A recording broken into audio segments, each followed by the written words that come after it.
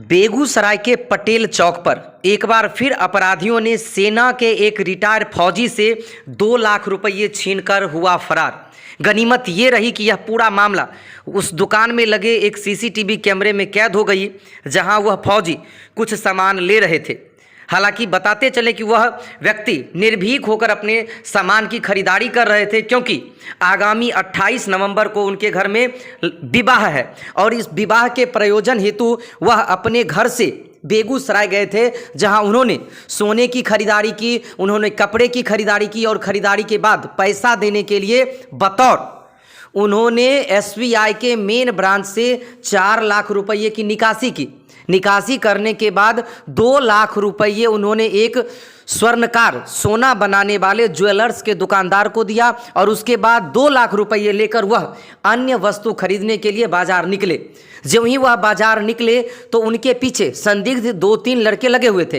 हालांकि इन चीज़ों को रिटायर्ड फौजी ज्यों ही भांपा तो वो एक दुकान पर जाकर रुक गए, लेकिन इन पैसे छीनने वाले, आप वीडियो में देख रहे हैं, पैसे छीनने वाले युवक ने बड़ी ही चतुराई दिखाते हुए नगर थाना बेगूसराय के सबसे व्यस्ततम बाजार पटेल चौक और इस पटेल चौक के पास से रुपये लेकर फरार हो गया।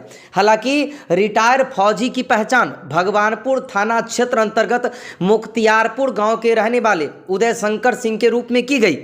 उनके बेटे की शादी आगामी 28 नवंबर को है और शादी की तैयारी पूरे धूमधाम से घर में चल रही है और इसी को लेकर वो आज उनका चूँकि जो सर्विस रिकॉर्ड का जो सर्विस से जुड़ा हुआ खाता था वह बेगूसराय मेन ब्रांच का था और वह वहाँ पहुँचे। वहाँ पहुँचकर उन्होंने विड्रॉल भरा और फिर 4 लाख रुपये की निकासी की और निकासी करने के बाद वो चढ़ गए इस पैसा छीनने वाले गैंग के हत्थे।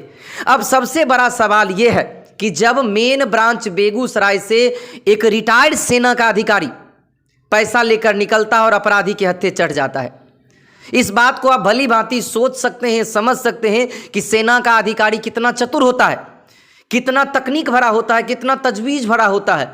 हर हमेशा जो दुश्मनों की एक छोटी से छोटी पनाह को भांपने वाला व्यक्ति अपराधियों के हत्थे चढ़ जाता है।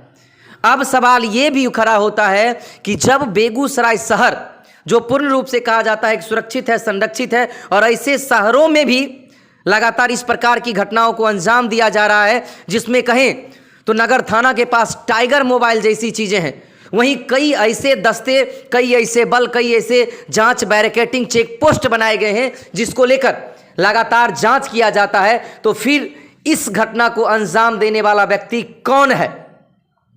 क्या केवल राह चलने वाले मोटरसाइकिल या 2 चक्का 4 चक्का वाहनों के जांच के लिए पुलिस है? क्या ऐसे अपराधियों पर नकेल कसने के लिए बिहार पुलिस और बेगूसराय पुलिस नहीं है? सबसे बड़ा सवाल यह है। और फिर जब एक रिटायर्ड सेना के अधिकारी के साथ ऐसी घटना हो सकती है तो आम लोग कहां तक सुरक्षित है, संरक्षित है? हालांकि यह वीडियो पीड़ित परिवारों ने फोन के माध्यम से दिया और उन्होंने अपनी दुखरा दास्तां सुनाई।